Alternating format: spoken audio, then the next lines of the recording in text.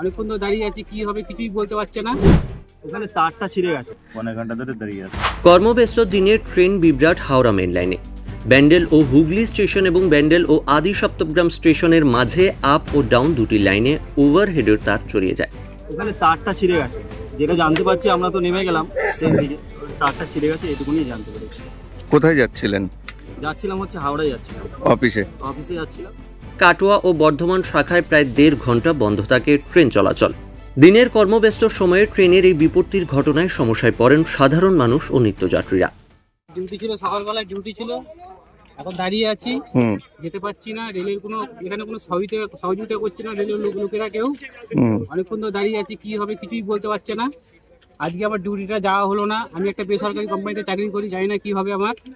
তা এখনো কোনো রেলের সহযোগিতায় দেখছি না। তার যেভাবে ছিঁড়ে আছে সেরকমই আছে, কিন্তু এখন মানে রেলের কোনো লোককেই আমরা দেখতে পাচ্ছি না, বা কোনো আরপিএফ জিআরপি বা কেউ নেই। কাজের তো ক্ষতি হয়ে গেল, কাজের এখন কি বলবো, এইভাবেই কতদিন সহ্য করতে হবে আমরা জানি না।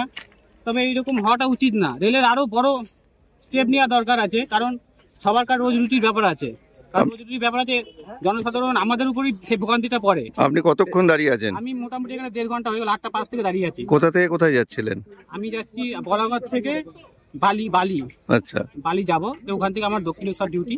আচ্ছা, কি বলবেন, কোনো না কোনো দিন রোজই প্রায় রেলের কোনো না কোনো দুর্ঘটনা ঘটছে, কোথাও কি মেইনটেনেন্সের অভাব বোধ করছেন? হ্যাঁ, অভাব অবশ্যই আছে, অভাব তো বোধ করছি। আমরা তো চারিদিকে দেখছি, চোখ কান আমাদের খোলা আছে, কিন্তু এইভাবে হলে আমরা চেষ্টা করছি আগামী দিনও হয়তো আমাদের এরকম বিপদে পড়তে হতে পারে। রেলের যা দেখছি ভাবমুক্তি, সেই ভাবমুক্তি দেখে আমাদের পছন্দ হচ্ছে না। রেলের তরফে জানানো হয়, বৃহস্পতিবার সকাল 8টা 15 মিনিট থেকে হাওড়া ব্যান্ডেল বর্ধমান মেন লাইনে পরিষেবা ব্যাহত হয়। ব্যান্ডেল স্টেশনের 3 নম্বর প্ল্যাটফর্ম ছেড়ে যাওয়ার সময়ে ব্যান্ডেল হাওড়া লোকালের প্যান্টোগ্রাফ ওভারহেডের তারে জড়িয়ে যায়, আর এর ফলেই ঘটে বিপত্তি।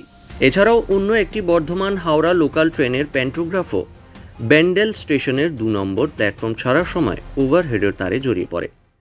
সকালে এখানে কোন ওয়ারটা ব্যান্ড হয়ে গেছে, তার জন্য ট্রেন আগে যেতে পারছে না। 8 ঘন্টা 15 ঘন্টা হয়ে গেছে দাঁড়িয়ে আছে। হ্যাঁ, 15 ঘন্টা ধরে দাঁড়িয়ে আছে। আগে কোনো অ্যানাউন্সমেন্ট এসব কিছু হয়েছিল ট্রেনে যে এরকম বিভ্রাট হয়েছে? কিছু না, এরকম কিছু হয়নি। এই একটু আগে বলেছে যে লেট হবে, এইটুকুই বলেছে, এর থেকে বেশি কিছু বলিনি।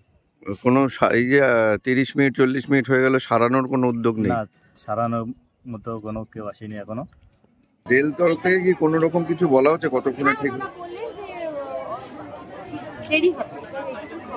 দেরি হবে? ঠিক সঠিক সময়টা বলেনি যে কতক্ষণ দেরি হবে, পারফেক্ট টাইম কিছু বলেনি, শুধু বলা হয়েছে যে দেরি হবে, কারণ তার ছিঁড়ে গেছে এবং দেরি হবে, এইটুকুই বলেছে। যুদ্ধকালীন তৎপরতায় শুরু হয় ওভারহেড তার মেরামতির কাজ।